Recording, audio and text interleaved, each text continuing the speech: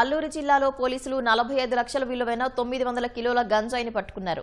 ఒడిశా మల్కాన్గిరి నుంచి గంగవరం మీదుగా గంజాయి తరలిస్తుండగా ముందస్తు సమాచారంతో పట్టుకున్నట్లు పోలీసులు వెల్లడించారు.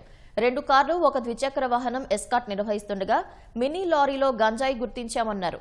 5గురిని అరెస్టు చేయగా మరో 2 పరారైనట్లు తెలిపారు. 4 వాహనాలు సీజ్ చేశారు.